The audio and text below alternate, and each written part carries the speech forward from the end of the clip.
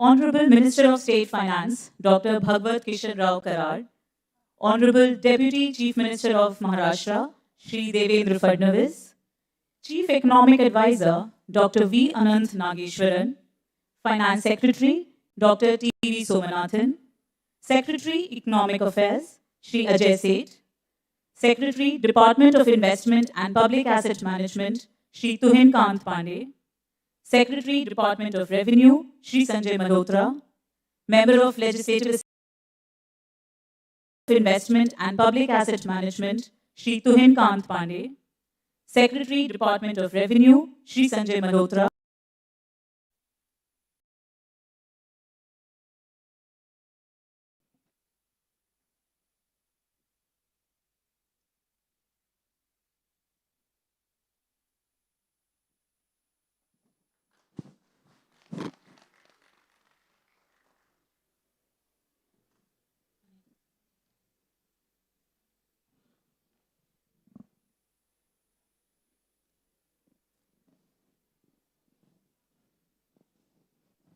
Honorable Finance Minister, Srimati Nirmala Sitharaman, Honorable Minister of State Finance, Shri Pankaj Chaudhary, Honorable Minister of State Finance, Dr. Bhagwat Kishan Rao Karar, Honorable Deputy Chief Minister of Maharashtra, Shri Devendra Fadnavis, Chief Economic Advisor, Dr. V. Anant Nageshwaran, Finance Secretary, Dr. T. V. Somanathan, Secretary, Economic Affairs, Shri Ajay Seth, Secretary, Department of Investment and Public Asset Management, Shri Tuhin Kant Pandey, Secretary, Department of Revenue, Shri Sanjay Malhotra, Member of Legislative Assembly from Malabar Hill, Mumbai, Shri Mangal Prabhat Lodha, and members of this august gathering. Namaskar and good morning. I extend a very warm welcome to all of you to the post-budget interaction being held by the Honorable Finance Minister with the representatives of trade and industry. At the outset, we will welcome the guests of today's program. May I now request the Principal Chief Commissioner, Income Tax, Mumbai, Srimati Geeta Ravichandran, to welcome the Honorable Finance Minister with a potted plant.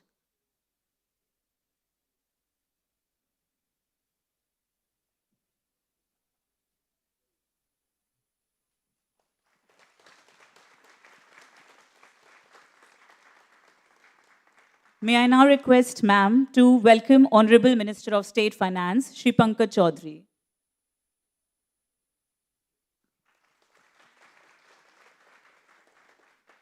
I request ma'am to welcome the Honorable Minister of State Finance, Dr. Bhagwat Kishan Rao Karar. I request ma'am to welcome the Honorable Deputy Chief Minister of Maharashtra, Shri Devendra Fadnavis. Thank you, ma'am. Shubham karoti kalyanam, arogyam dhan sampada, shatru buddhi vinashai, deep jyotir namostute. I fold my hands before the light that brings prosperity, auspiciousness, good health, abundance of wealth, and destruction of the enemy's intellect. To start us off on an auspicious note, we will now have the lamp lighting ceremony. May I now request the Honorable Finance Minister, the Ministers of State, and the dignitaries on the dais to light the ceremonial lamp.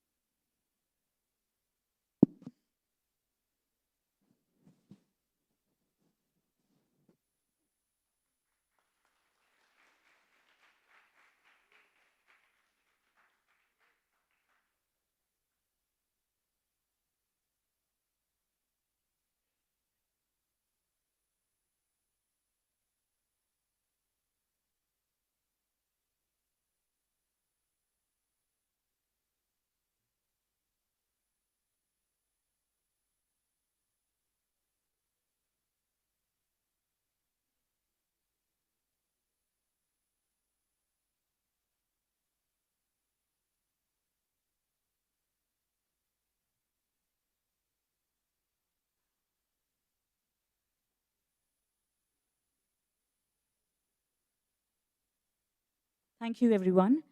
I now invite the Honorable Finance Minister, Srimati Nirmala Sitharaman, to deliver the keynote address.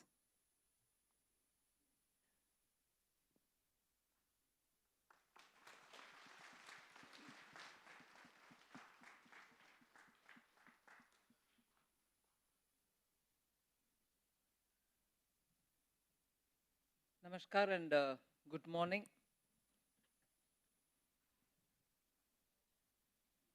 Since the last few years,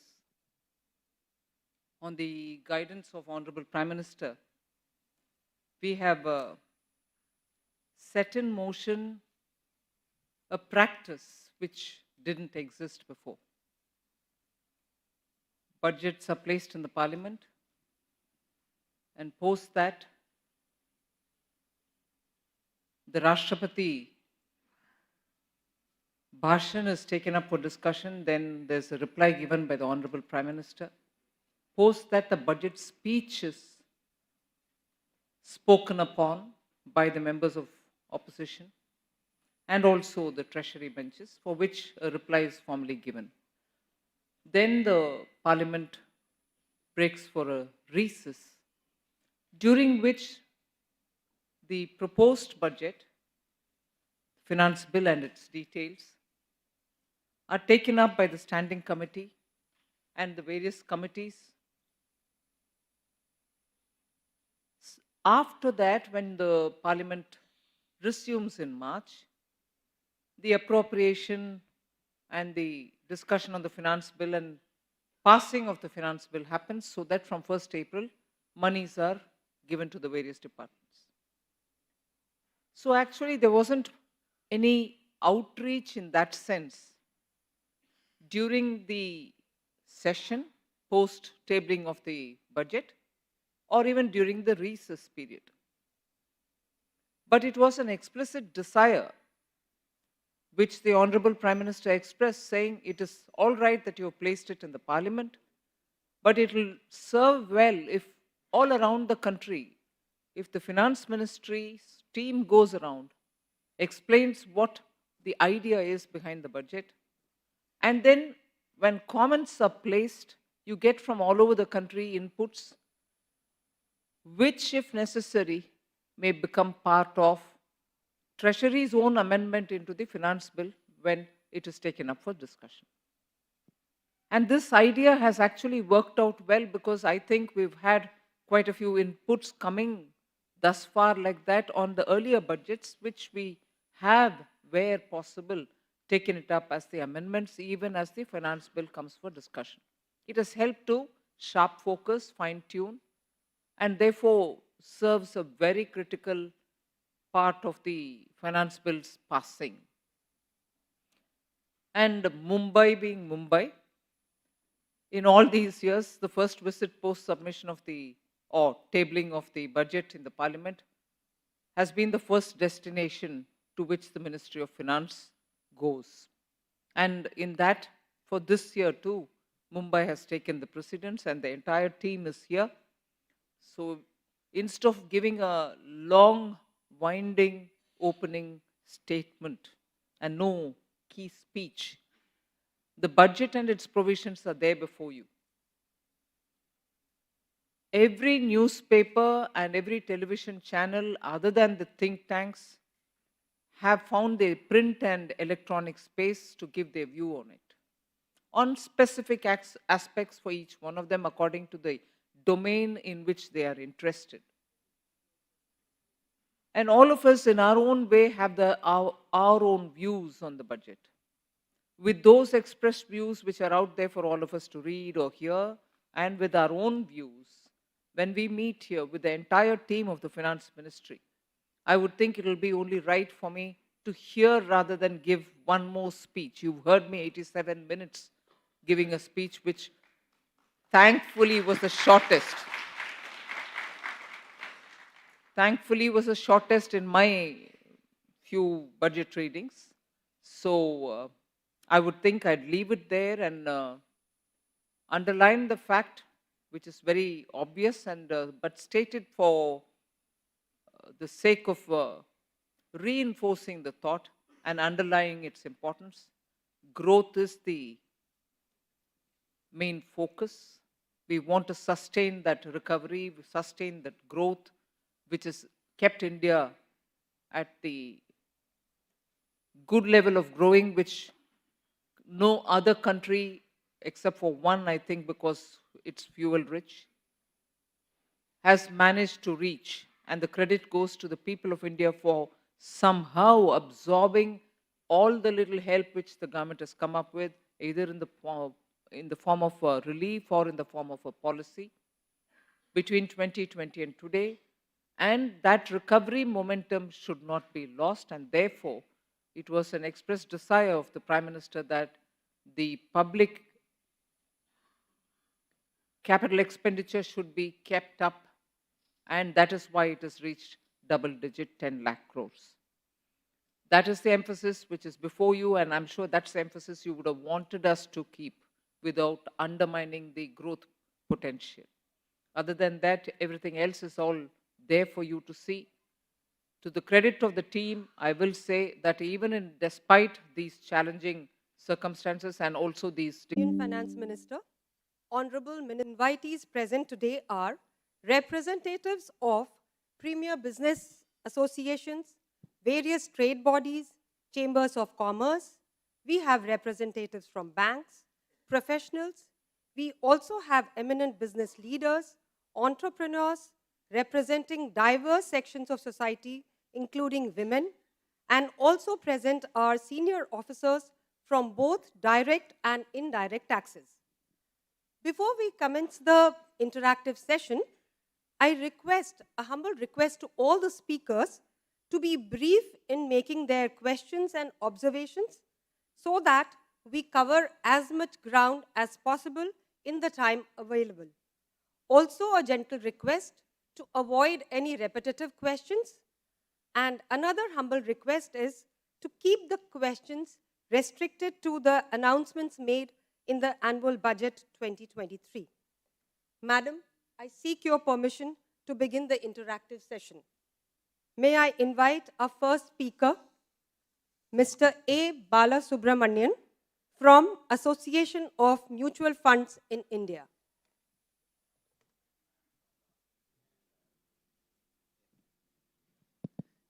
Big compliment to you and the team for presenting one of the most credible budget with respect to budget math. My question is, I think government has done a fabulous job in increasing the capex, which has been growing about 60% over the last 2 years. In fact, as a percentage of GDP and the overall capex that is spent is one of the highest ever since 2004. My question is whether you'll be able to maintain similar momentum in terms of capex spending going forward. Second, with related to the funding related to that, there has been a discussion about asset monetization in addition to the PSU divestment. Will there be any plan in order to take care of the funding? Then second question, especially related to the bond market. Of course, as you rightly mentioned, the fiscal deficit is the most welcome step, and also the roadmap that has been given in the budget, which is 4.5% next 3 years. The related question to the bond market is there has been discussion about including Indian bonds in the global bond index. There has not been any mention about that, whether it's been shelved or will still be pursued at the right point of time in the future. Thank you. Should we take a few questions at a time and reply instead of going one-on-one?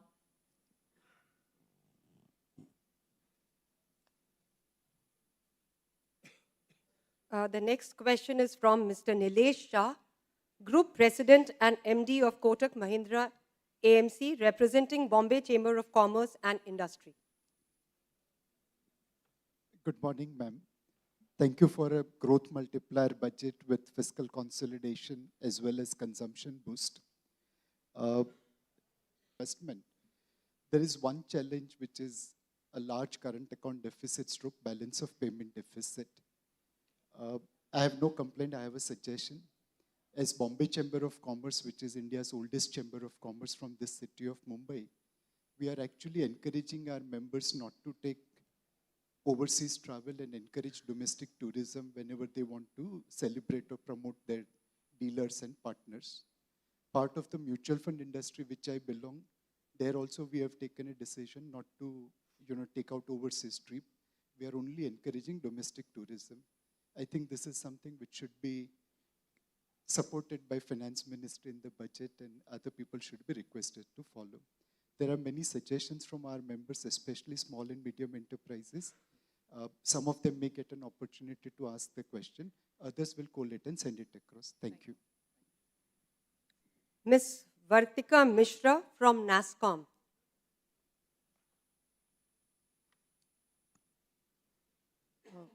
First of all, thank you, ma'am, for giving us this opportunity of having this interactive session on behalf of NASSCOM and all the industry members. I would also like to congratulate that the budget has recognized that India is a technology-driven and a knowledge-based economy. So we and the industry are with the government on that. Ma'am, we were very happy to see that the Economic Survey 2023 recognized that there is a phenomena of flipping and reverse flipping of startups. It also recognized that there's a requirement for a collective effort from the government, the regulatory bodies, and all stakeholders to actually reverse the flip.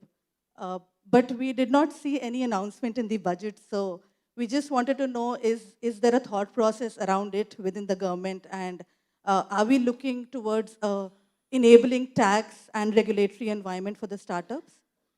Also a related question, the economic survey also talked about the simplification of the ESOP deferment process and the IMB certification.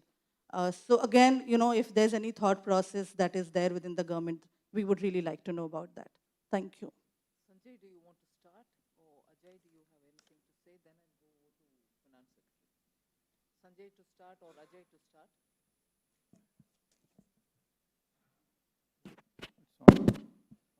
I'll take up the first one, which President of Mutual Fund Industry Association has mentioned.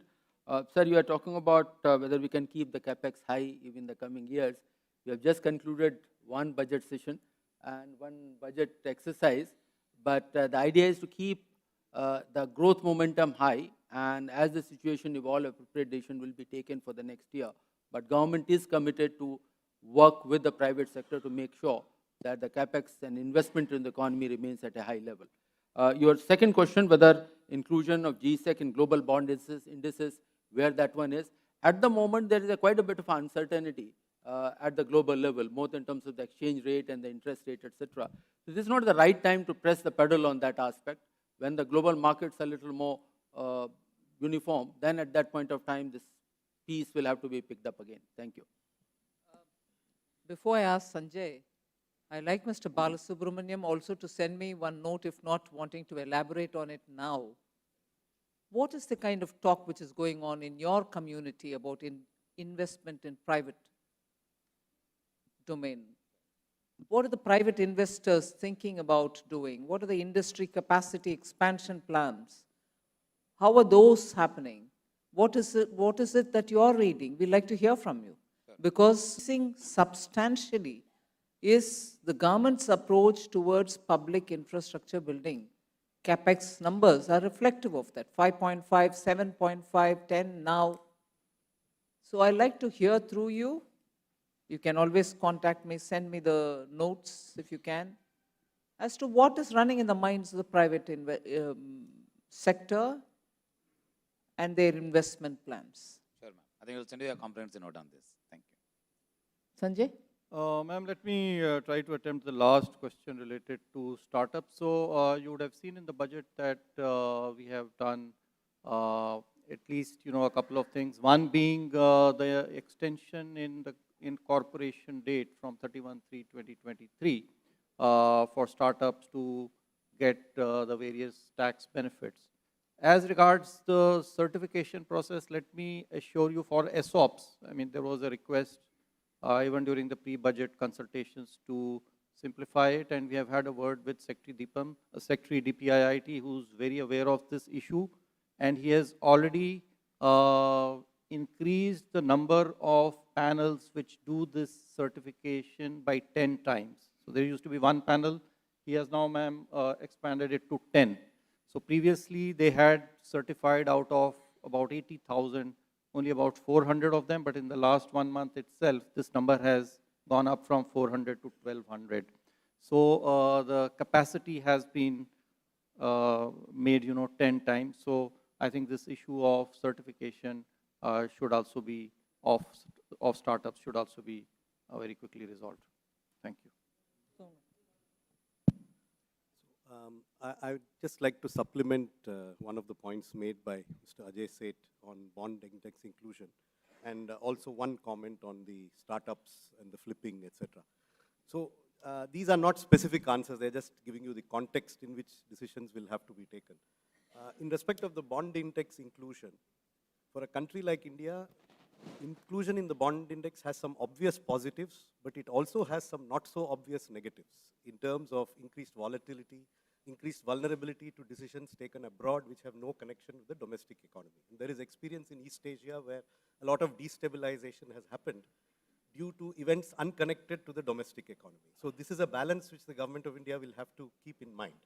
Second, there are certain clubs, maybe the Gymkhana club, etc., where you have to wear a tie to get in and so on. But India's policies are made with India in mind. So if we get into this club, it will be with our dhoti and sari. We will not change our domestic policies to suit foreign investors. Policies, decisions will be taken based on India's needs. If that is acceptable to them, they are welcome to let us inside the club. But in order to get into the club, there will be no, bending over backwards or, changing our sartorial garb, etc. We will go on our terms is the general approach that India takes in these matters. Similarly, on the issue of startups and flipping, I just want to, as a matter of context only, India cannot aspire to be a Dubai or a Singapore. We are not a city-state. We have a huge hinterland, and the tail cannot wag the dog. So whatever policy decisions are taken will have to be decisions that are suitable to an economy of this size and this population. And the benchmarks could be countries like the United States or Britain or, economies of that size, which do not have many of the exemptions that many of our startups are seeking. So I'm just giving you the context.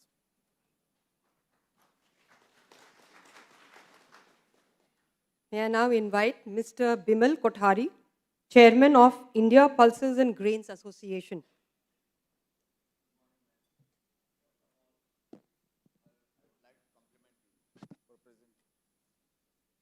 For presenting a robust and solid and growth-oriented and inclusive budget.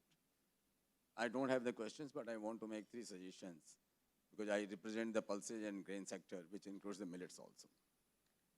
The expression Sri Anna for the millets is really evocative. To make India a global hub for Sri Anna, the Indian Institute of Millets Research, Hyderabad,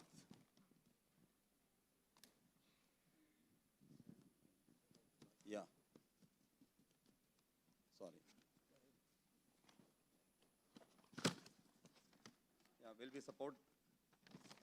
IMR will be supported as Center of Excellence for sharing best practices, research and technologies at the international level. This is a great initiative, ma'am. For promoting millets, we need to adopt an ecosystem approach covering not only production, but also processing, consumption, and export. We believe promoting the consumption of millets for Sri Anna through welfare schemes will encourage growers and at the same time help advance our nutrition. Our country has suitable agroclimatic conditions for growing millets. However, we find millets prices often rule below minimum support price. This discourages the farmers. We would strongly urge a robust procurement system to support growers and encourage them. Also, I would request you to kindly consider a production-linked incentive, PLI, scheme for promoting millets exports, as there is a growing demand in overseas market. My next suggestion is on the plant-based food from the pulses and millets also. To advance sustainability and challenges faced due to global warming, plant-based foods are becoming increasingly popular in Western countries. We in India have a significant production base of protein-rich crops. These crops lend themselves to extraction of protein that can be utilized to produce nutritious plant-based food, including protein-rich snacks, food for children, adults, and old persons. Plant-based foods can be distributed through welfare schemes such as midday meal scheme, ICDS, and so on. Promoting plant-based foods is sure to advance the nutrition status of vulnerable section of the population. A big policy impetus is required for this sunrise industry. Last point, ma'am, is on the fund for dal mill modernization. Such fund is sure to deliver multiple benefits. Modernization will enhance output and processing efficiency, capture higher value, improve food safety and hygiene, as well as advance consumer welfare. Modernized dal mills can attract FDI. Ma'am, these are my 3 suggestions. If required, I am ready to make a presentation to you and your ministry in New Delhi. Thank you, ma'am. Mr. Milind Kamble, Chairman of Dalit India Chambers of Commerce and Industry.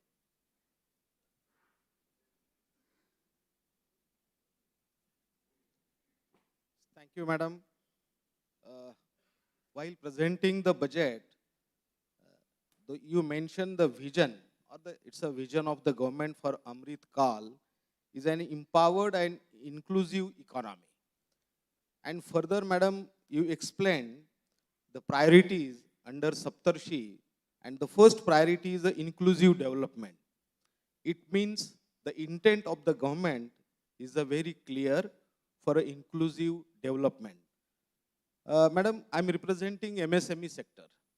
So the economic survey has clearly mentioned the credit growth of the MSME, and which is a record. So we appreciate that, which is a 30% in the history. So we appreciate that, Madam. Another thing, 2 points, my submission is there were 2 schemes to support MSMEs. One for credit-linked capital subsidy for the technology upgradation, and another is a 2% subvention.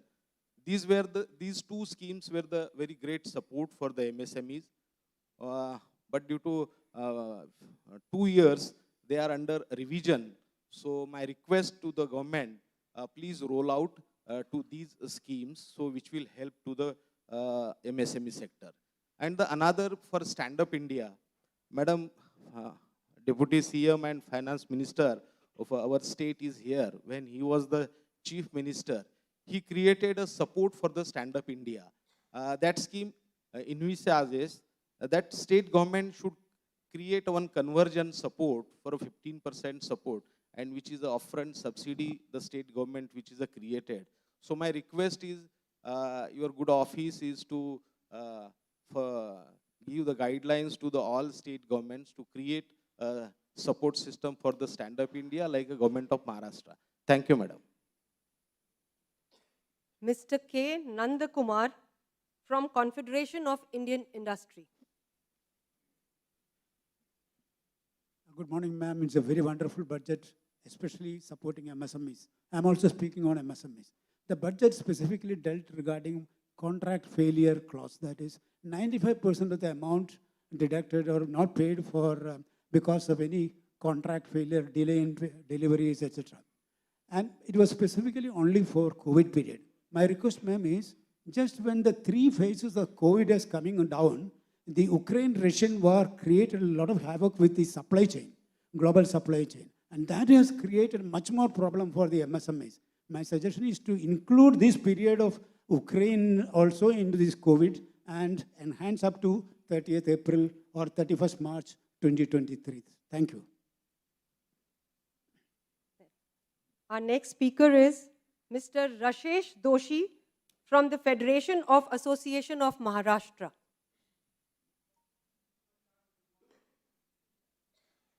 FAM is a apex body association of various trade associations in Maharashtra. I just wanted to give a context.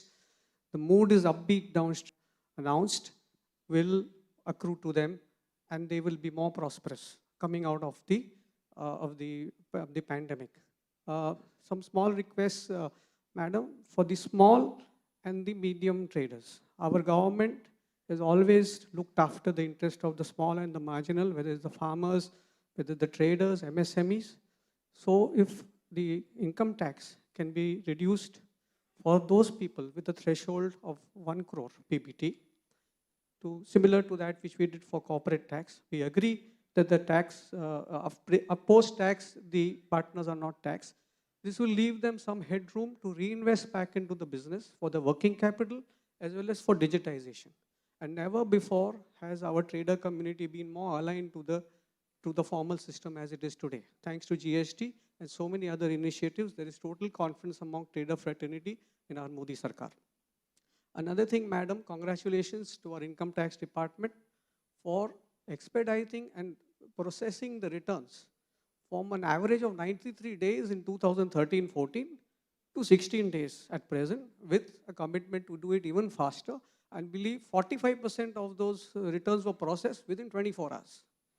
Commend that, ma'am. Just one request is, there are some old cases pending at circles, and if there is a timeline, given for a closure for that, it would be nice. It will relieve the small trader who depends on the consultant, and also it will free his mind to concentrate on his work. That's a request if there's a timeline.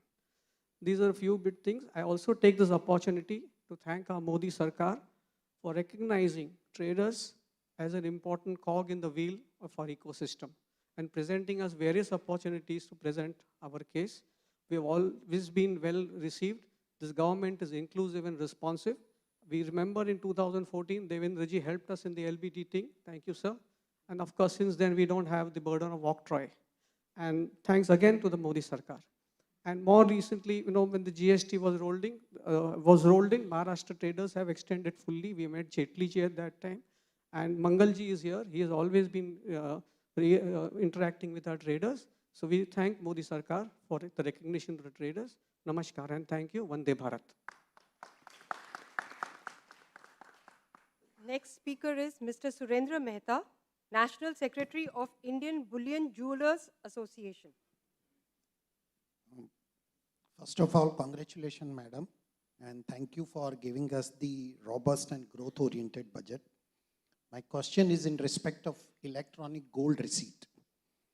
First, thank you for giving a clarity on capital gains in respect of conversion of physical gold into the electronic gold receipt. But however, when the physical gold gets converted into an electronic gold receipt by a GST registered dealer, the procedure for credit of GST has not been announced yet. And this has led to non-starter of domestic spot exchange, which was also announced in your budget. Thank you. Sanjay, anything that you want to say on this specific thing? Ma'am, two things. One, the previous request that came that regarding, the traders reducing, the taxation rate in line with that for corporate at 22%. So that I would like to point out, that there is a difference because for companies, there is a double taxation. So with respect to firms, there is taxation only at one place. So let's not try to compare the two. Nevertheless, we have in this budget, the FM has announced that the limit for presumptive taxation for small enterprises, including traders, will increase, from 2 crore to 3 crore. So that is an additional benefit that will be given. Litigation, there are a number of the government and the Honorable Finance Minister herself personally is aware, of the pendency, large pendency of cases. Number of steps have been announced in the budget and we'll continue to work. The chairman CBDT only yesterday has announced that he will be taking measures for cases relating to TDS pending in, the commissioner appeal level relating to TDS defaults. So that is another thing which we are doing, and we'll come up with other measures so that we are able to reduce the pendency. GST thing, credit for GST on conversion gold to a certificate.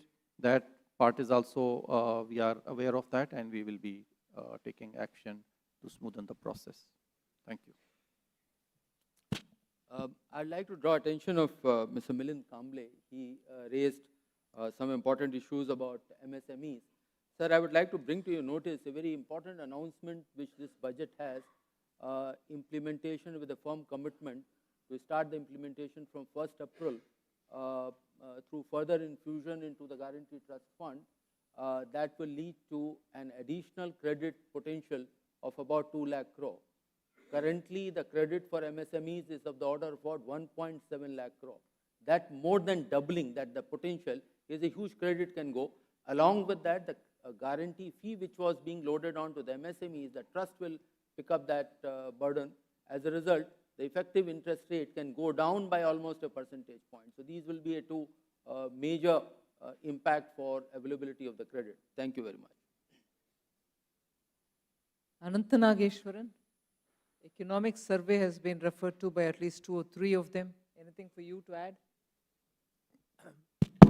Ma'am, specifically on the MSME, I think one of the things the budget has, which is probably not well appreciated, is the fact that suppliers would have to receive payments before buyers can actually claim tax deduction against that expenditure that they owe to the MSME suppliers. I think this is a very transformative step that has been taken. Because the survey also points out that the health of the MSME sectors during the pandemic years and further have actually held up, thankfully, far better than we would have feared at the beginning of the pandemic, which is evident in the amount of GST that new MSME tax assessees are paying. In fact, if you look at the GST data, 20% of the new GST taxpayers, 20% of them are roughly new assessees.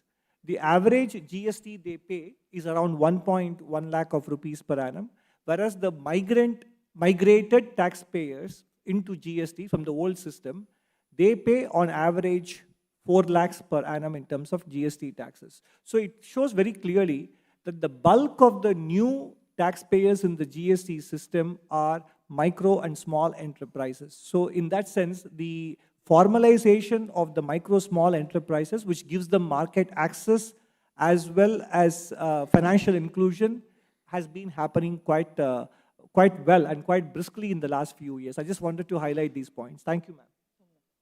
I wanted to ask a question of Mr. Nandakumar.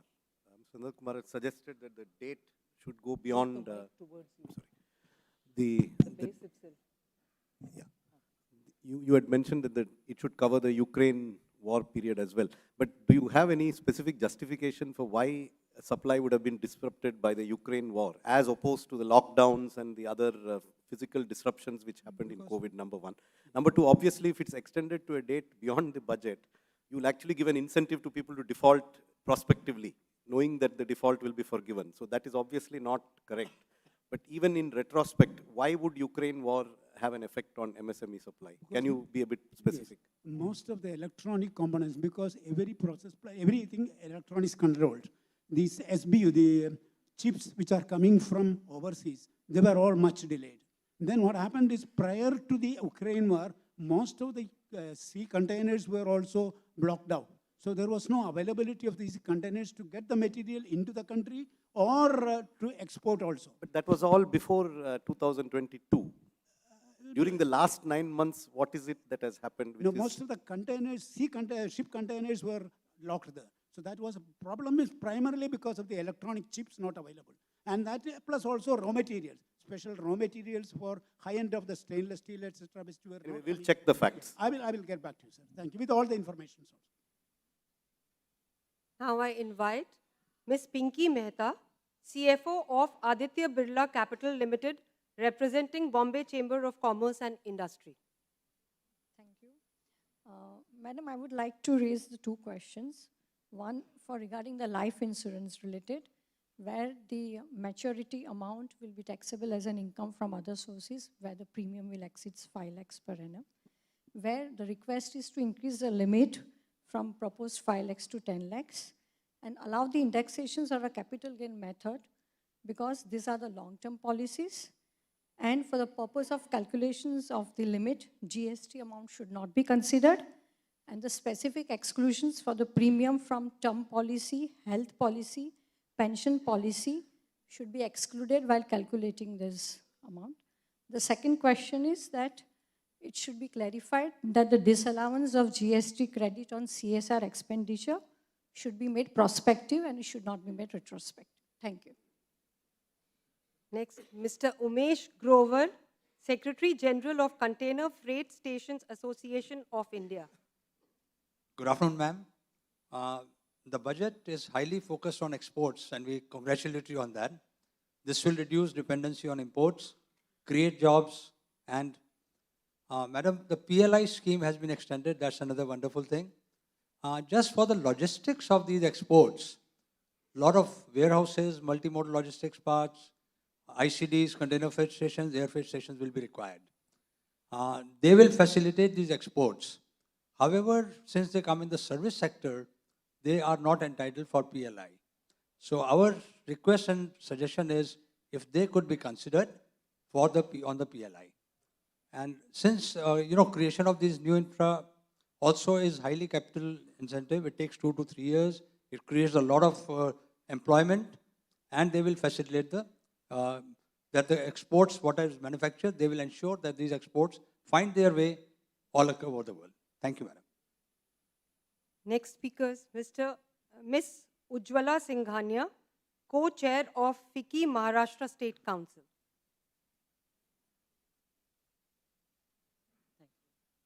A very good afternoon, Honorable Minister. I today speak on behalf of women. I'm also the immediate past president of FICCI Ladies Organization. Thank you for the progressive budget. And it was a very welcome announcement of the new savings scheme, Mahila Sangam, Samman Savings Certificate for Women. I would also like to suggest there is a lot more that one can do for women. And it was a great move last year for women reservation in boards, defense, politics. I feel we should continue this, but we need to have larger numbers at the top position. For the mid-level, I think the ease of doing businesses, whether it's a small scale or a startup, by giving them more incentives, setting up industrial parks in all different states is very important, which is totally owned by women. Financial aids, etc.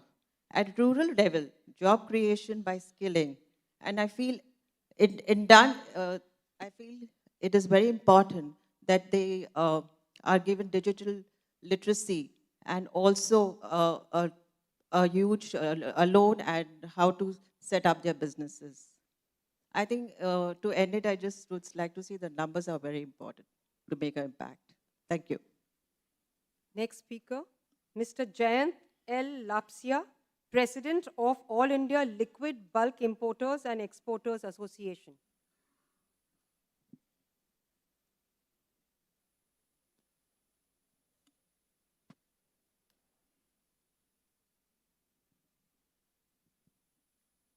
Namaskaram, madam.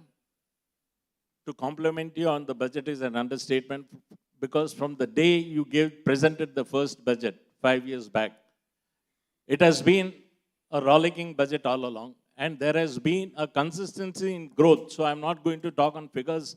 I represent the liquid bulk sector, which contributes significantly to the customs revenue in the country.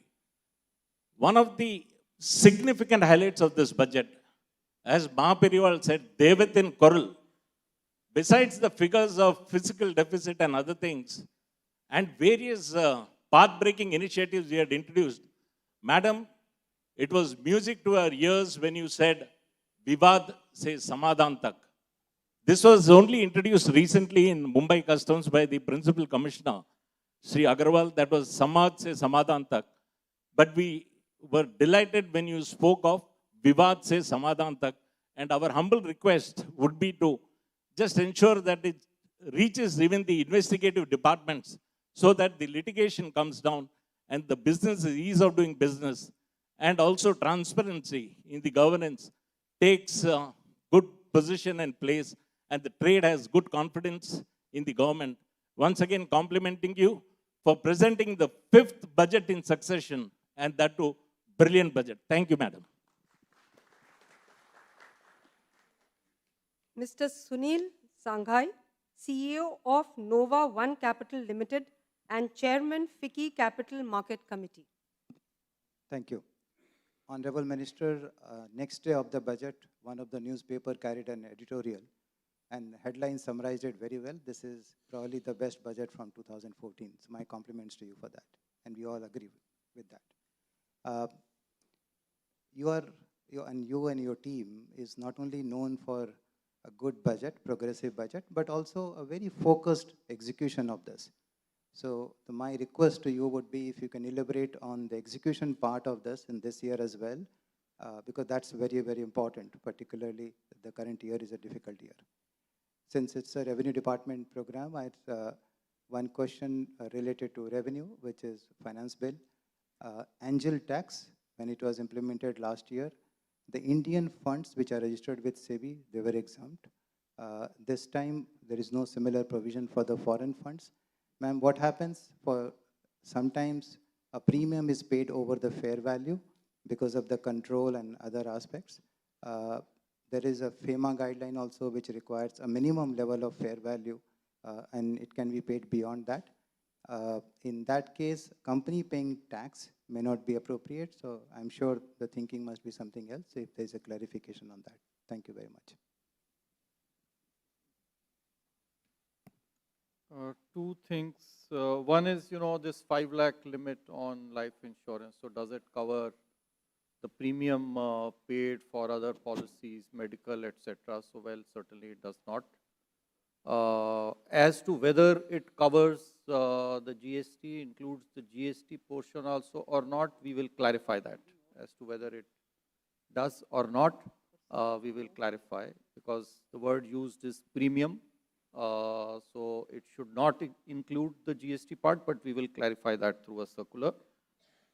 The other thing is related to angel tax. The only difference that we have brought in is with regard to its applicability to non-residents. Now we are aware, as you have mentioned, that there is, other than startups, first of all, for startups it is not applicable, so that doubt has already been cleared. But there can be cases of other than startups, and we have, as I mentioned, we have just brought them at par with residents. But there is an issue, as has been mentioned, with respect to FEMA, because over there one cannot, sell or buy, the shares at beyond a particular value, whereas, for our purpose, for the angel tax, it's the other way around. So we need to work with that so that there are no inconsistencies with respect to the FEMA. So we'll work on that.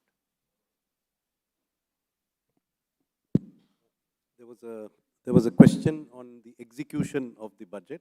So I'll just make 2 points. One, some of them relate to policy aspects such as regulatory reviews and many other aspects. They will obviously take the time which they have to take, but they will be initiated very soon. As regards the specific actions which are to be taken by the government, action is already underway. The planning for the enhanced central capital expenditure is already underway, and all the concerned ministries will be ready to spend it from April 1st when the new financial year commences. As regards the state capital expenditure, the enhanced provision of 1,30,000 crores, the guidelines have already been issued day before yesterday.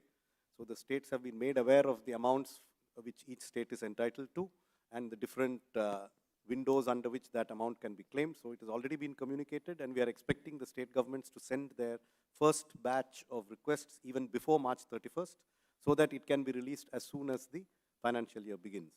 As regards 2 of the Vivad Se Vishwas schemes, one for the refund of 95% of forfeited amounts, and the other regarding the standardized scheme for settlement of arbitral disputes.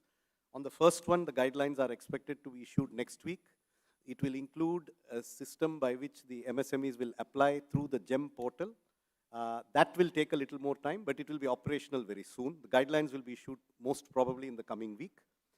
The draft scheme for the second scheme, which is the arbitral awards, is also likely to be published next week. We are deliberately publishing it as a draft so that we can solicit the comments from industry on the scheme and take them into account before the scheme is finalized. That also we expect to operationalize in the new financial year. And similarly, the budgets of the different departments for different schemes, they are aware of their budgets, they are already making the plans, And our instructions from the Honorable Prime Minister and Honorable Finance Minister are that it is our job to see that as far as possible, expenditure is front-loaded into the first half of the next financial year. And we are taking all possible steps to do that. And every ministry is already on the job. And the Niti Aayog is coordinating this effort to see that expenditure is front-loaded into the first half. Thank you. Mr. Gumanmal Jain, CFO of Hexagon Nutrition, representing ASSOCHAM. First of all, I would like to congratulate to the government for the holistic budget covering all the societies and industry of the India, and looking to for the 2030 growth story of the India. One sector, the PM Modi last year announced that we will try to recover the, try to rise fortification, and the nutraceutical industries is not covered in the budget. So some PLI or some product link incentive or some capex incentive should be announced to the in the budget, so that the nutraceutical industry can encourage the industry and recover the malnourishment in the children up to 20 years. And the second is the ATC is not covered in the new tax regime, so most of the people, especially lower middle class, will not encourage to invest in the LIC or etc. So fund may be shortage, or government may not receive the funds for the low cost funds from the middle class. So how it may cost increase to the government. Thank you. Next speaker is Mr. Sudhir Kapadia. Ma'am, 1 minute. Yes. So just a response to this, I would like to make one clarification here. Actually, the small savings schemes which are meant for the middle class, such as the senior citizen savings scheme, the MIS, these are not low-cost funds to the government. They're actually high-cost funds for the government. Actually, the rate of interest the government pays on small savings is somewhere between 0.5% and 1% higher than our cost of market borrowing in the markets. The government is consciously giving this rate of interest to benefit those sections of society. So it is not from the cost angle that, so I'm just making that one submission to you. Second, as regards the incentive for different kinds of savings, at present it's a very complex system. You get so much for this, so much for that. The approach as outlined by the finance minister in one of her discussions recently is that we are going to leave this to the citizen to choose which savings instrument is optimal for the citizen. And there is absolutely no disincentive to anyone to save. And this is not expected to have any adverse effect on savings. It is not as though people save only because there is a tax benefit. In many cases, they take the benefit because there is already a saving. It can be both ways. So this is a neutral effect as far as we have assessed it. Now next, Mr. Sudhir Kapadia from Bombay Chamber of Commerce and Industry. Thank you, ma'am. This is a specific question on Section 9, capital A. It has been brought in the statute book since 2015, but hasn't found many takers in terms of finding a way to bring offshore management of funds into India. This will directly benefit the city as well, but also the country. Our estimate is we will get about $1 billion on a yearly basis of income if these funds which invest in India are brought to be managed from Indian shores. There are 17 conditions which have been prescribed. 3 or 4 of them are absolutely impractical. And the suggestion was that if we can relook at those, it will really unleash this opportunity for the country. Thank you. Next speaker, Mr. Shikhar Chand Jain, President of Hindustan Chamber of Commerce. नमस्कार ma'am.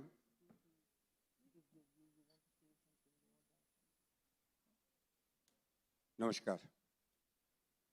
आपके द्वारा दिया गया budget बहुत ही सुंदर और सर्वजन हिताय और भारतीय हमारी अर्थव्यवस्था की प्रगति के लिए मील का पत्थर होगा, इसके लिए बहुत बहुत बधाई देना चाहता हूँ। मैं टेक्सटाइल ट्रेड और इंडस्ट्री से जुड़ा हुआ हूँ। हमारी समस्या कोविड काल में व्यापारियों के लिए, इंडस्ट्रीज के लिए आपने ब्याज का मोरेटोरियम दिया था, स्थगन दिया था, और जिससे बाद में बैंकों ने पैसा वसूल भी कर लिया ब्याज का। अब जब पूरा देश ही बंद था तो उस समय हमारा टर्नओवर तो घट जाना था या शून्य हो जाना था, और उस काल के लिए अब बैंक कहते हैं कि आपका टर्नओवर घट गया तो हम आपकी उतनी लिमिट कैसे रखें, हम आपकी लिमिट घटाएंगे। दूसरी बात, आपकी रेटिंग घट गई तो हम आपकी ब्याज बढ़ा देंगे। अब जिस समय हमें अपने व्यापार को, अपने इंडस्ट्रीज को सुदृढ़ करने की आवश्यकता है, उस समय बैंकों का ये व्यवहार तो हमें बिल्कुल अनुचित लगता है। मैं आपसे यह विनय से अनुरोध करता हूं कि इस समस्या का समाधान बताएं। धन्यवाद।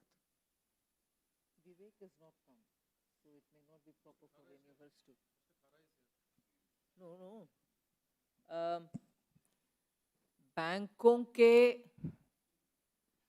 फंक्शनिंग के ऊपर आपके कमेंट है। सरकार में बैंकों के नियंत्रण करने वाले अधिकारी तो मेरे साथ नहीं आए, क्योंकि उनके घर में कुछ personal no wait a minute. मुझे ये सुझाव चुप से पहले दिया, मैंने सुना भी, मगर उनको लगता है कि मैंने नहीं सुना। वो उनके मतलब इस तरफ और इस तरफ के सुझाव ये है कि बैंकों के वरिष्ठ अधिकारीगण इधर है, उनसे बात करवाइए।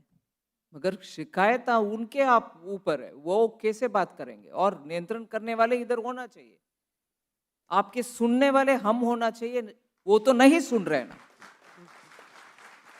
सो मैं जानबूझ करके मेरे अपने भाषण दे रही हूं, मगर फिर भी उनसे दबाव देके नहीं, उनसे बात करवाइए। और सुझाव दूसरा भी है जो फाइनेंस सेक्रेटरी साहब ने बोल रहे हैं कि बैंकिंग का एडिशनल सेक्रेटरी इधर है, उनसे बात करवाइए। वो सही सुझाव है, मगर वो एडिशनल सेक्रेटरी है। वो ये भी बोलेंगे कि साहब मैं तो सुन लिया, मेरे बॉस को कह दूं। इसीलिए मैं आज आपके विषय में कोई जवाब नहीं दे रही हूं, मगर आपका कष्ट सुन लिया। मैं इस बारे में छोटी सी बात कहना चाहता हूं कि जो बैंक अपने नियम के अनुसार पिछले 2 वर्ष के फाइनेंस देखती है, क्या वो पिछले 5 वर्ष के नहीं देख सकती? क्योंकि 2 वर्ष तो वैसे ही जीरो में चले गए। तो अगर पिछले 3 वर्ष अगर हो जाते हैं तो हमारी समस्या का समाधान हो जाता है। पर इस समय चूंकि हम टेक्सटाइल ट्रेड से जुड़े हुए और बहुत कठिन परिस्थिति से गुजर रहे हैं, ना हम एक्सपोर्ट में कर पाए, ना हम डोमेस्टिक में कर पाए, सारा कारोबार उसमें स्थगित। आज जवाब नहीं दे रही हूँ, धन्यवाद। मगर आपका सुन लिया। धन्यवाद। और एक और भी रिक्वेस्ट करूंगी, आप हो सकता है तो आपके ही केस को थोड़ा और विस्तार से लिखित रूप में मुझे भेजिए। देखते हैं चुपचाप बैठ करके इन सब से बात करके। बहुत बहुत धन्यवाद।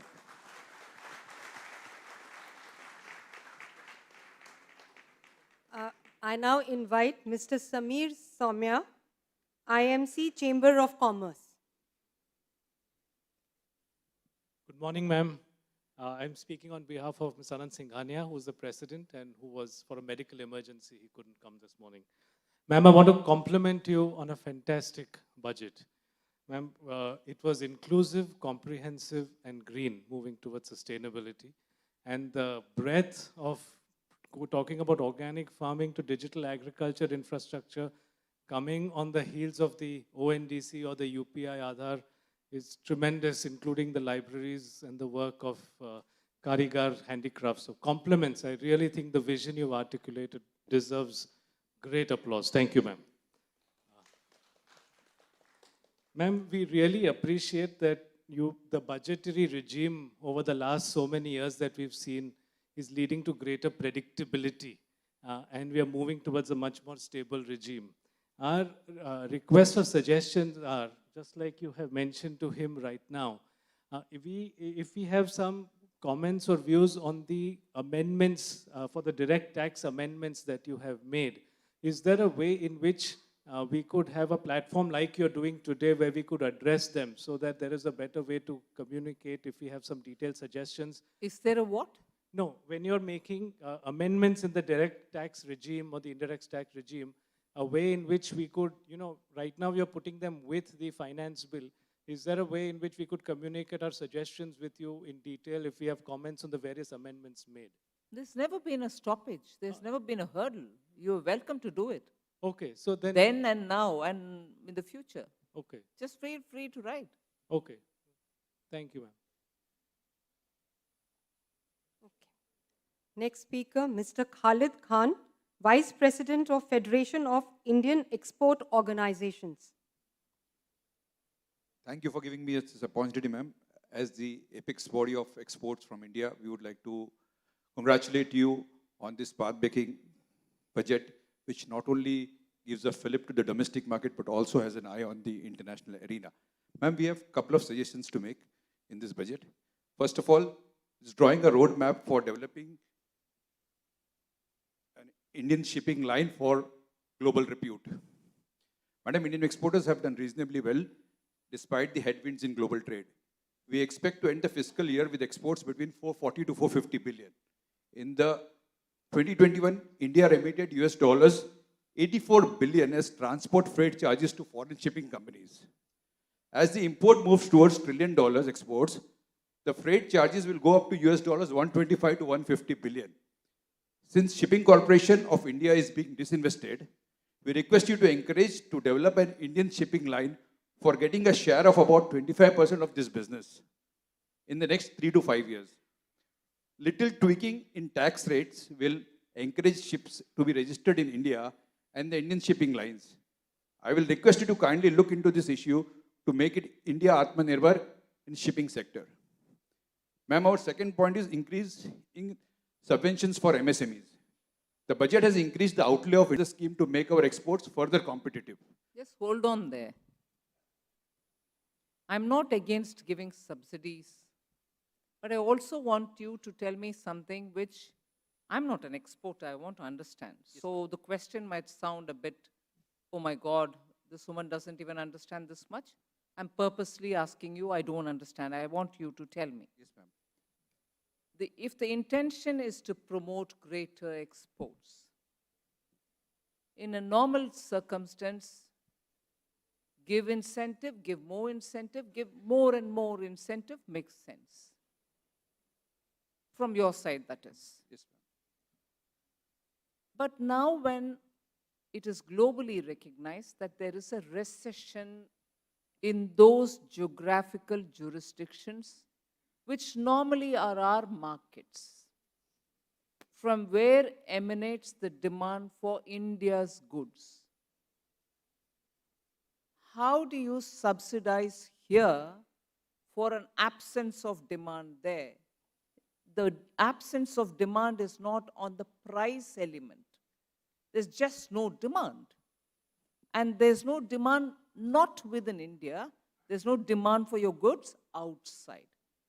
So how do I incentivize here by giving more and more subsidy? Are you going to sell it for free? No.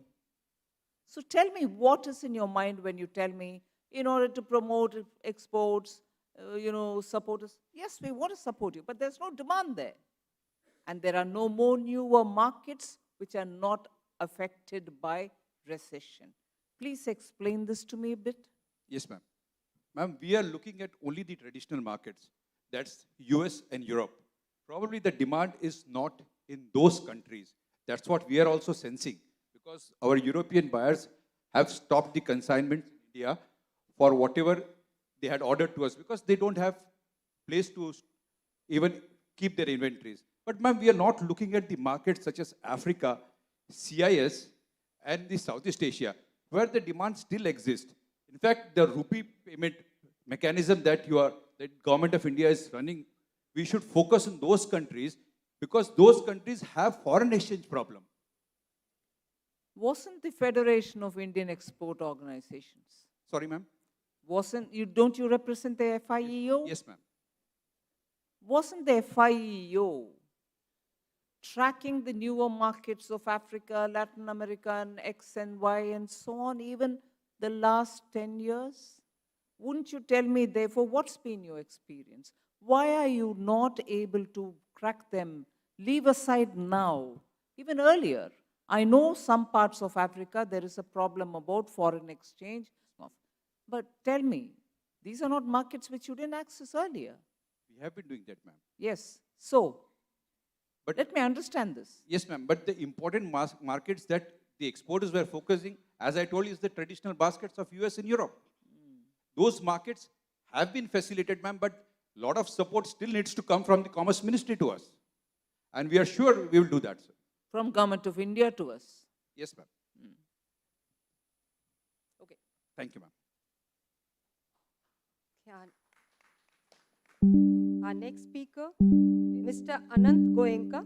Just one clarification, this issue, ma'am, which was raised by Mr. Kapadia on the Section 9 conditions, some of them being onerous. I think the one condition which is being mentioned is about the 5% on being brought in specifically for foreign funds by non-residents.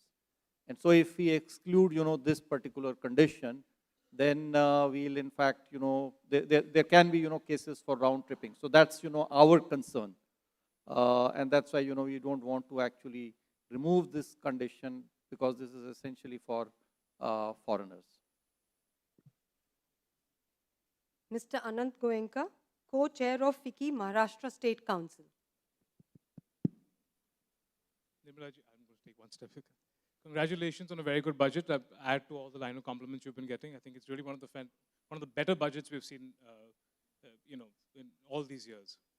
A lot has been said about MSME, so I won't go there. But on green, you're in Mumbai. This last month, we've had 2 days where Mumbai has been the most polluted city in the world. You've said a lot about green. What realistically can we do to help and try to convince industry to adopt more renewable energy in their manufacturing? First question. Second question was around anything you'd like to say on disinvestment. That was one thing that we thought we haven't heard much about. And the last question might not be related to the budget, but is there, what would your message be to the RBI and the MPC now? Given that foreign... Just 1 minute, huh? If you permit me, because Anant is a friend and after all we've had kind of exchange. He represents a very powerful pillar of the democracy, so it doesn't matter if we have a little, banter with him. Where did I start? No, sorry. You spoke about disinvestment, then you also spoke about green. And you came on to something which provoked me to say this. The MPC, your message to the RBI and MPC, given that globally we're seeing some hints of tapering of interest rate hikes. None of you all asked me that. It takes a journalist and a businessman to do it. I hope it's a compliment. Yeah, it is. And I will answer it also. Don't worry. I will answer it also, but I thought I should. It's not in the minds of the businesses. It's more in the minds of the journalists. Please go on. That's all I have to say. That's all.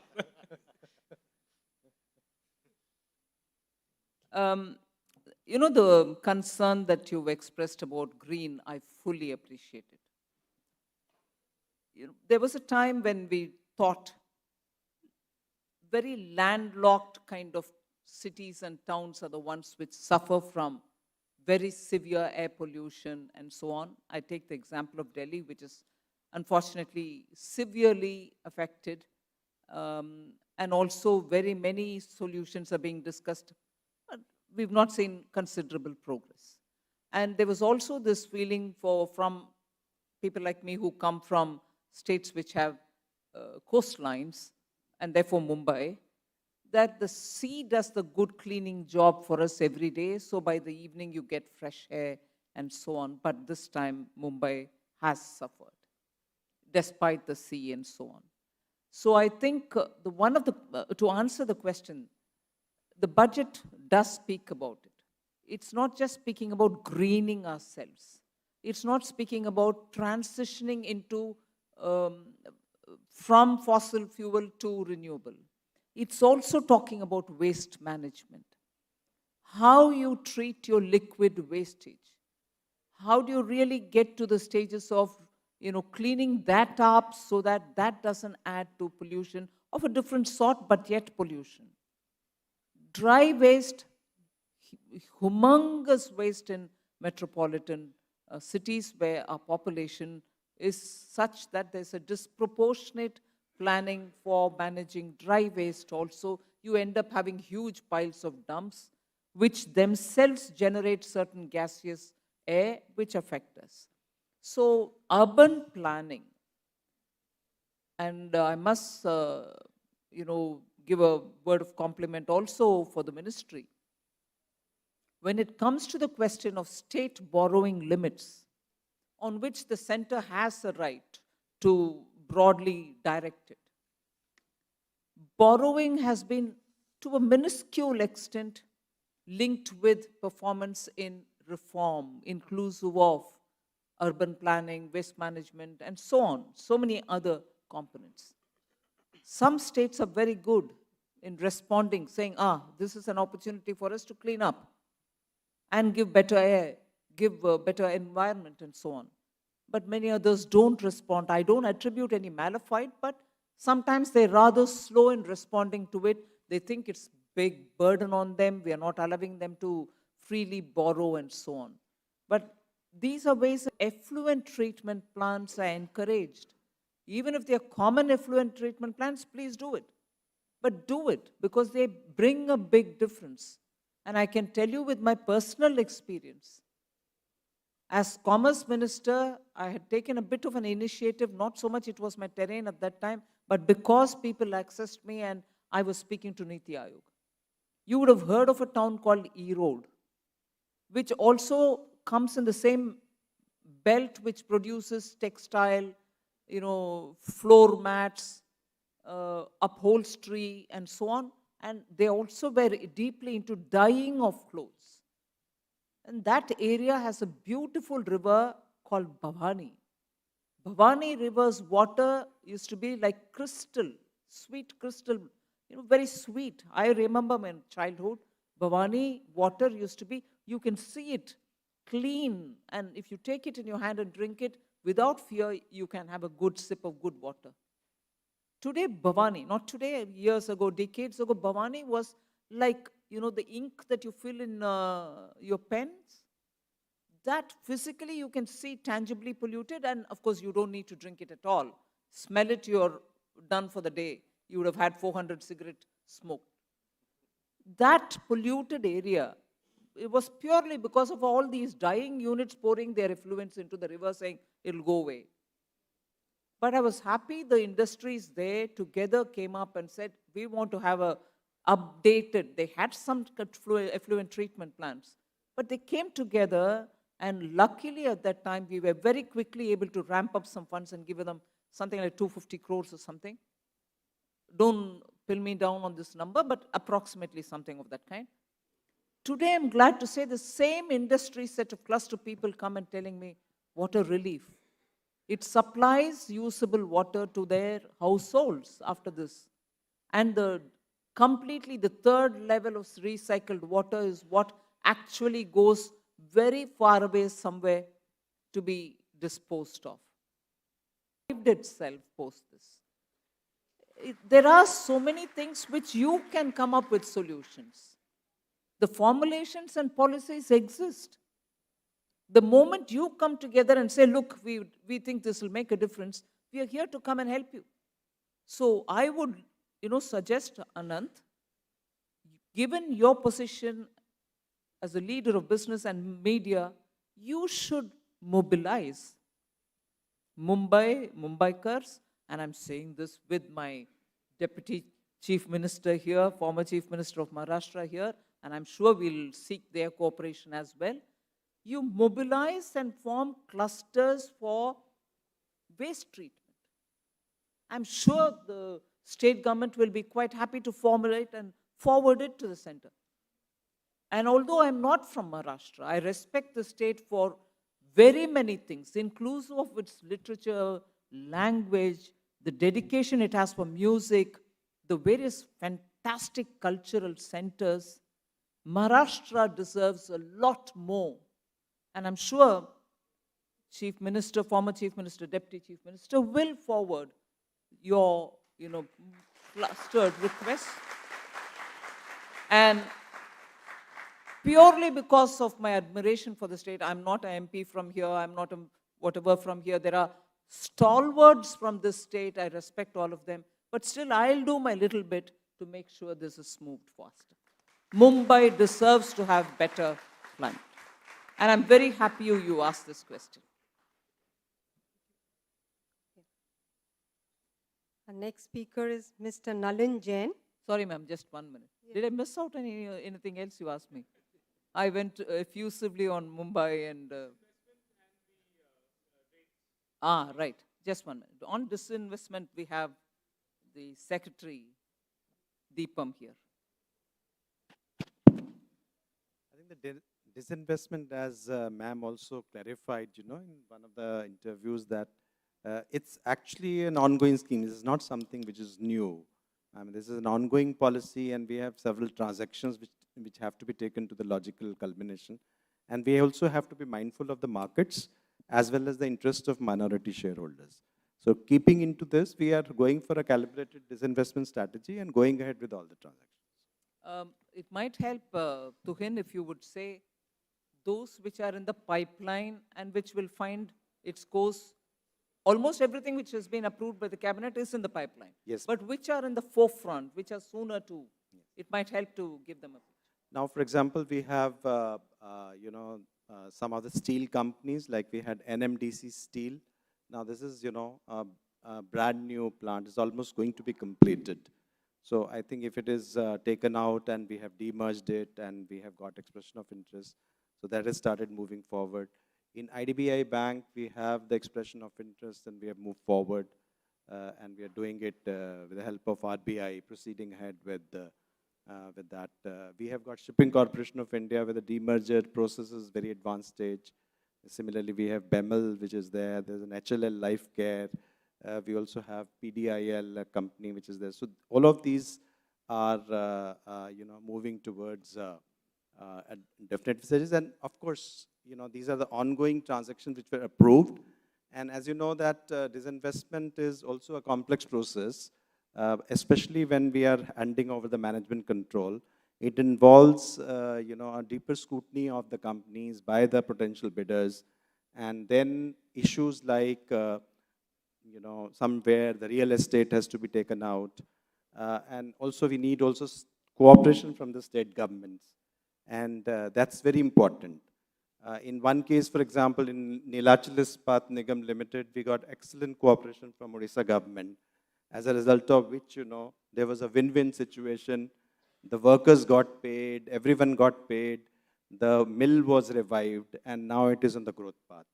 So that is also very important when states and central can work together to see that those enterprises, they grow faster, post-disinvestment. That is the objective, so that the growth and the employment potential of those enterprises are maximized.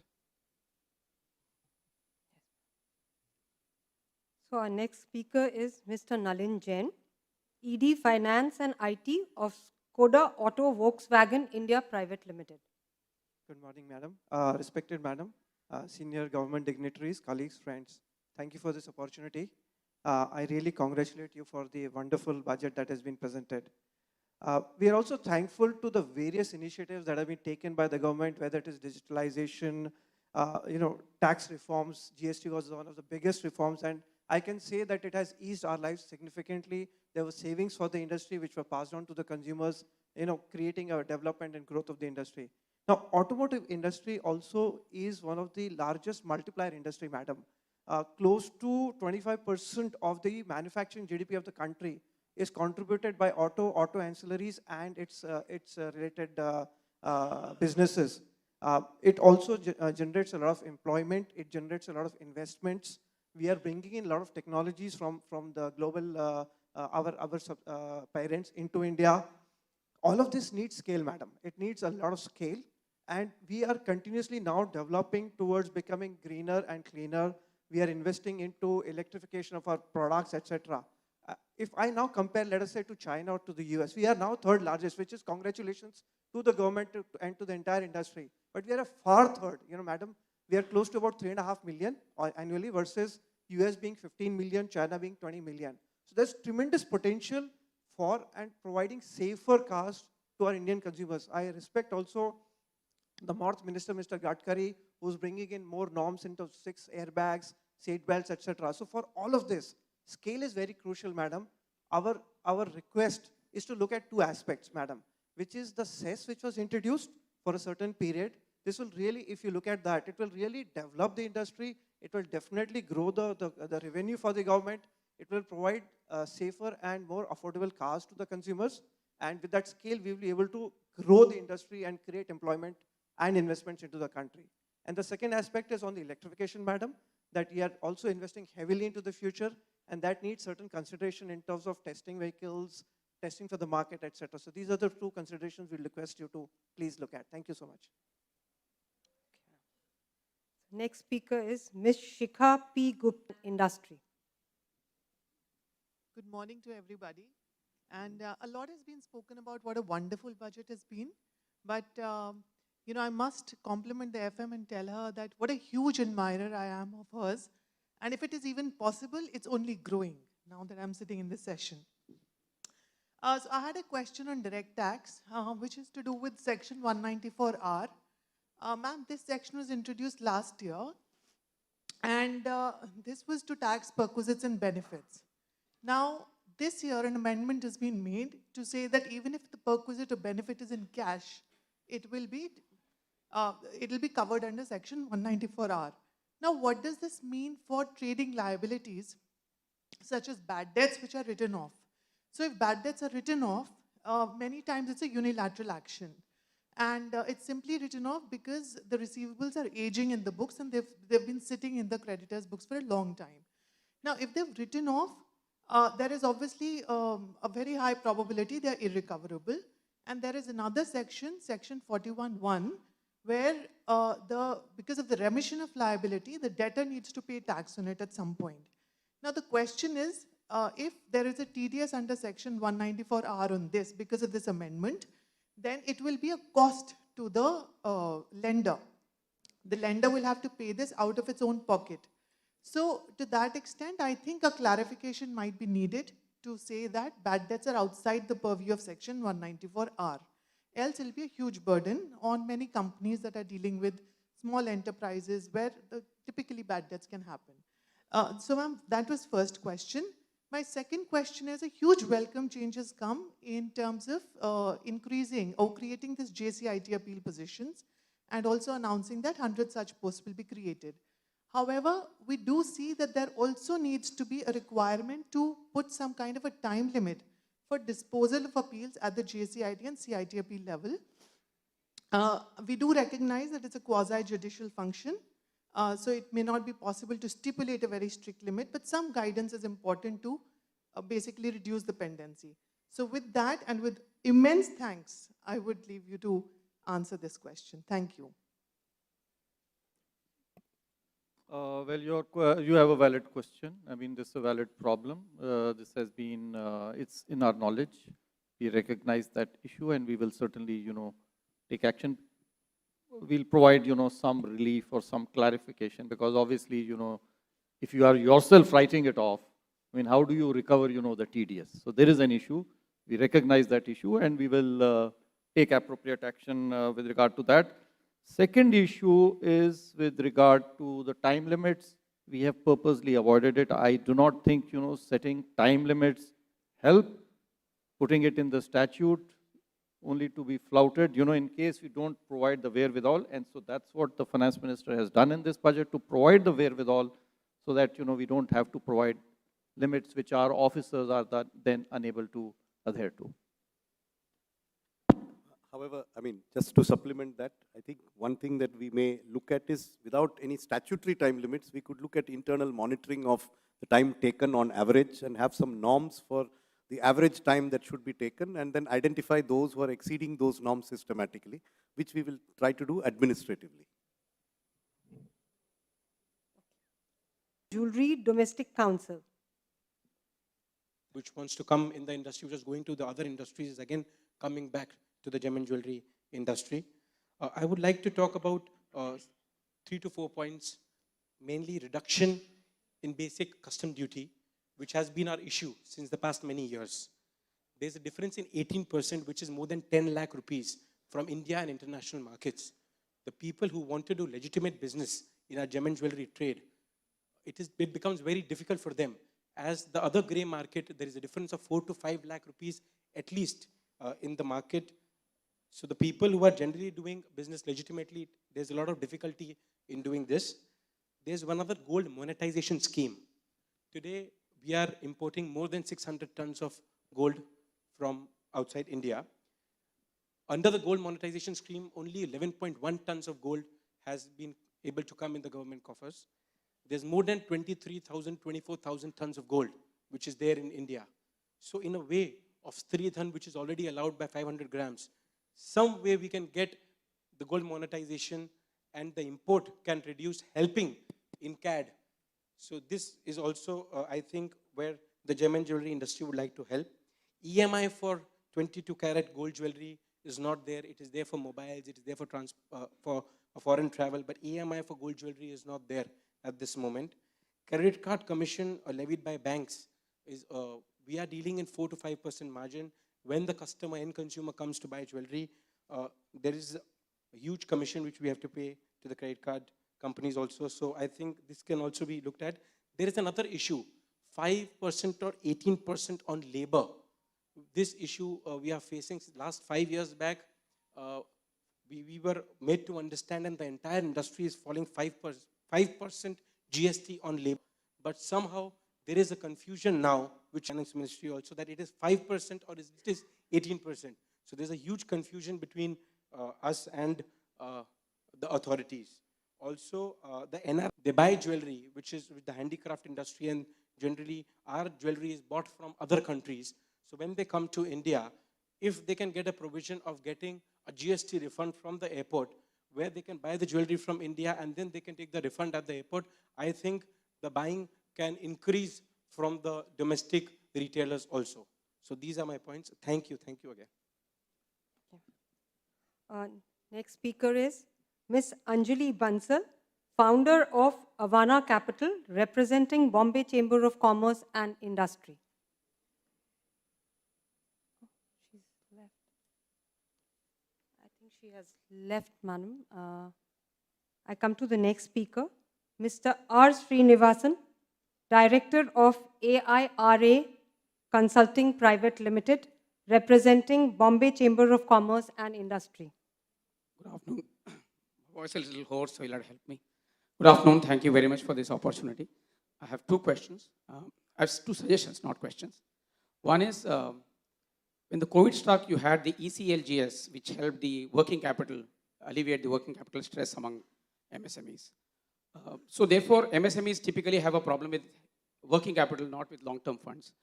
One of the beautiful platforms that we have is Treads, which can alleviate the working capital stress. But a lot of large organizations and PSUs and state PSCs are not there, and they have not encouraged their MSMEs to upload their invoice there.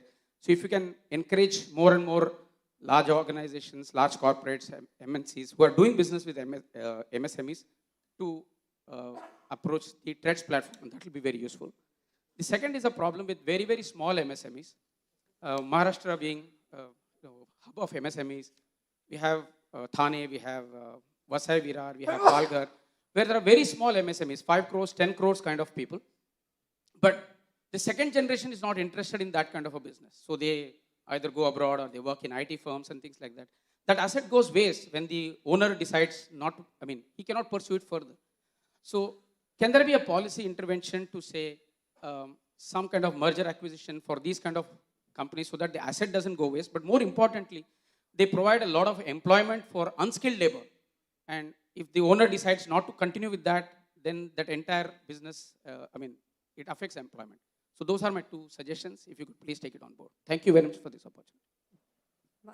Now we'll be taking only a...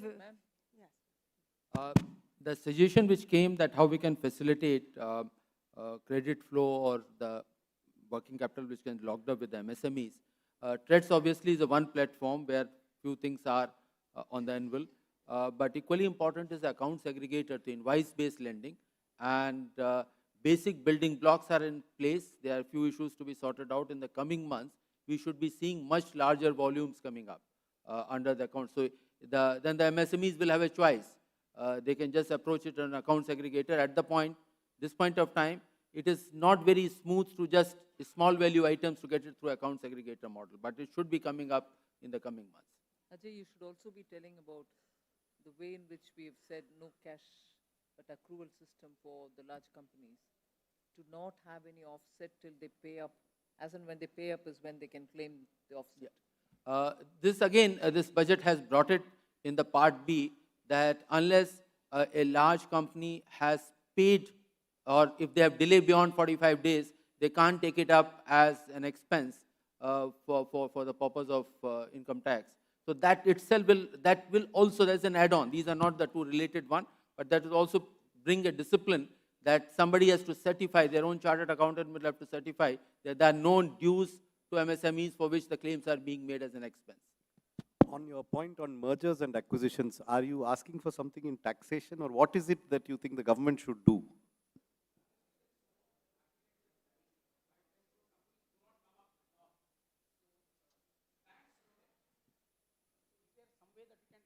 So it is not a tax issue? It is not a tax issue, sir. Okay, You are saying, is there some, but what do you think the government can do? These are private parties, need to be taken over by another private party. The government has difficulty even doing its own work. Now, this you want us to... No, I only want to raise this point. So if there is some way that we can sit down and think, because otherwise that asset goes waste and the employment gets affected. Understood. That's my Thank only you. request. Thank you. No, I think it is, it's a fair point that you're raising. But all of us can come up with our own solutions to it. Absolutely. Eventually, it's a question of the fact that there is a unit which is likely to be closed and its valuation will come to zero if nobody is going to encash on it, or, replace the promoter with somebody else.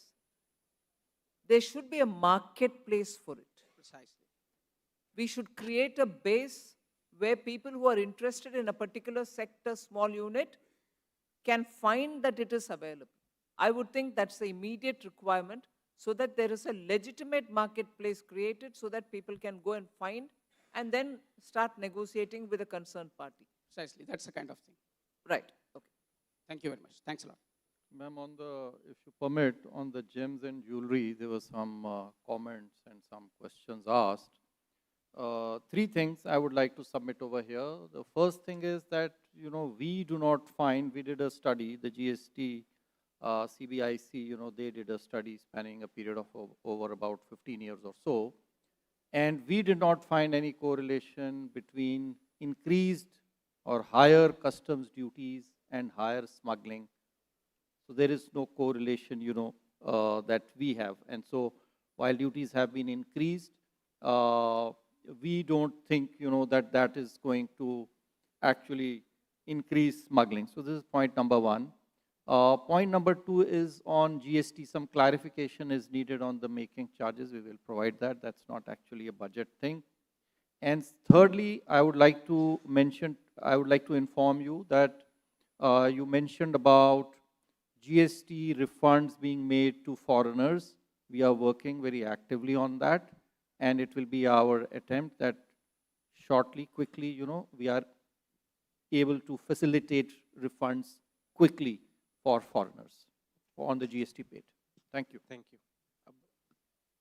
So, ma'am, we go ahead with the next. We have just time for one or two questions more. My next speaker is Mr. Praveen Vashisht, Chairman, India of Howden Insurance Brokers India Private Limited, representing Bombay Chambers of Commerce and Industry.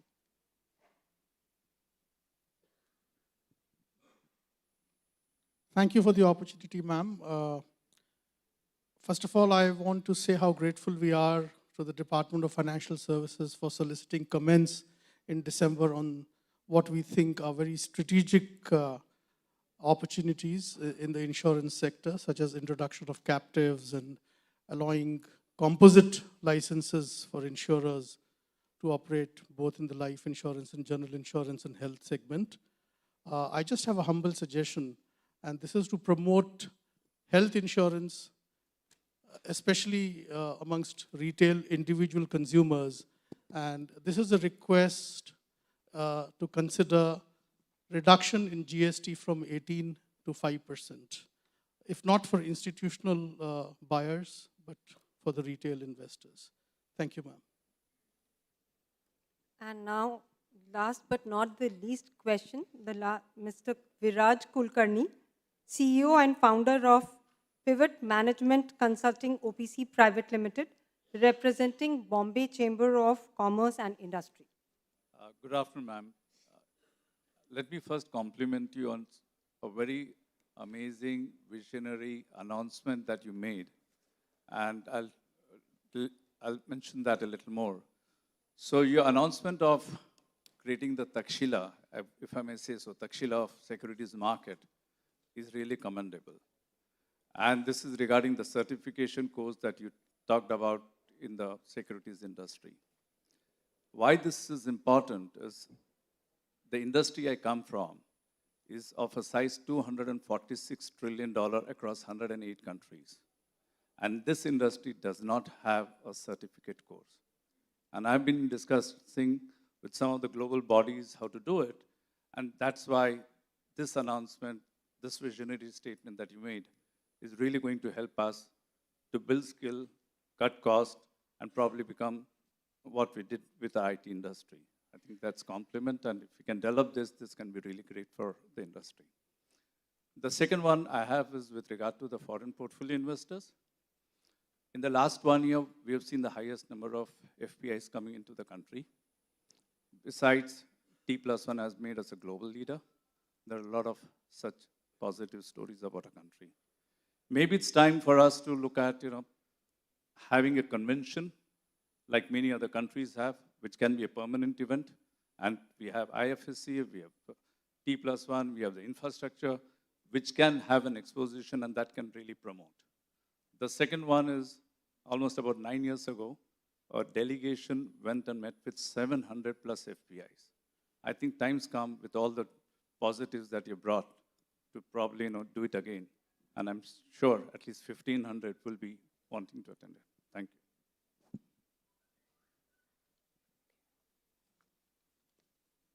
With that, we come to the last question. And now I thank the Honorable Finance Minister, the respected dignitaries on the dais, and the invitees.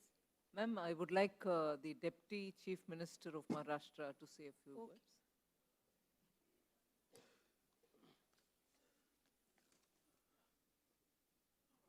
बहुत बहुत धन्यवाद। वैसे तो budget पर मैंने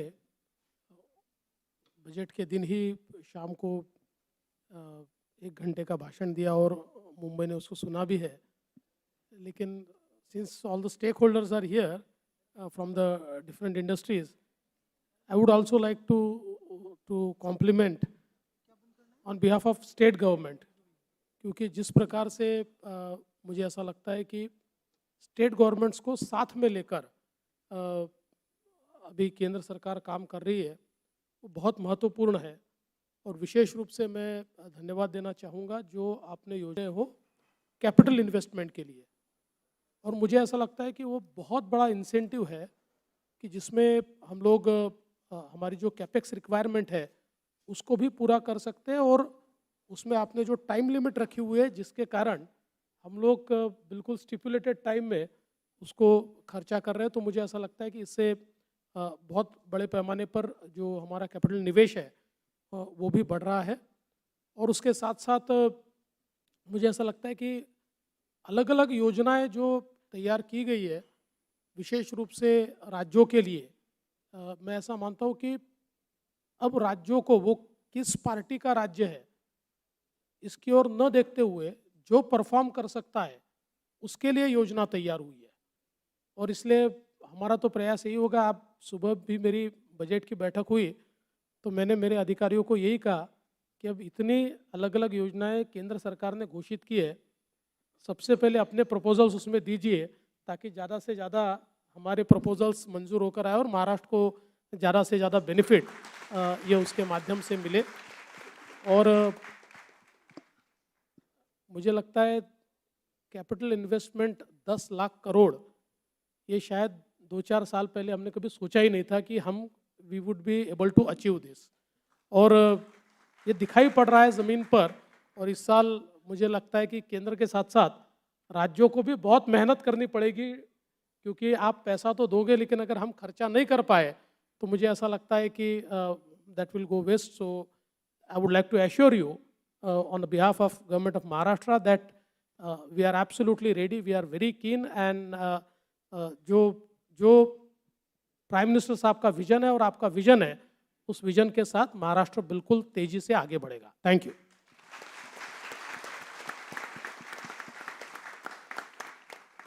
Thank you, sir. I thank the Honorable Finance Minister, all the respected dignitaries on the dais, and the invitees today for making the interactive session mutually enriching and meaningful. I also have a word to add here. The questions which could not be taken up, you could forward those questions at mumbai.dcit.hq.quad@incometax.gov.in, and we shall forward them to the ministry. I now hand over the mic to Megha.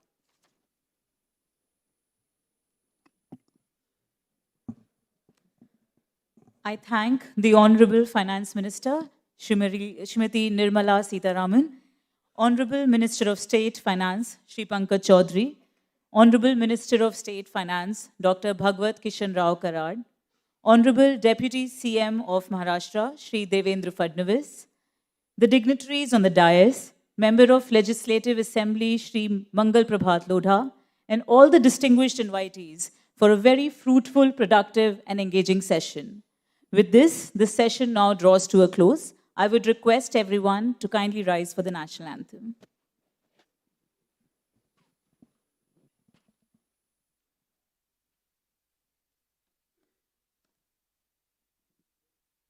Jana Gana मन अधिनायक जय हे भारत भाग्य विधाता.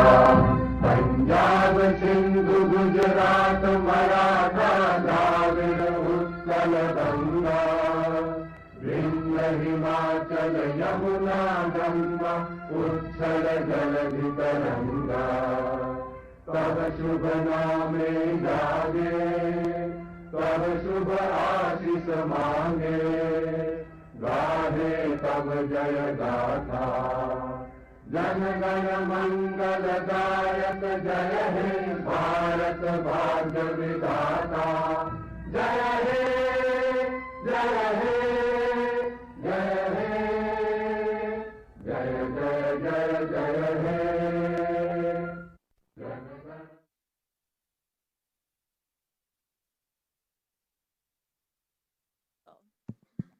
I request everyone to remain at their places till the Honorable FM leaves for the press conference. Thank you.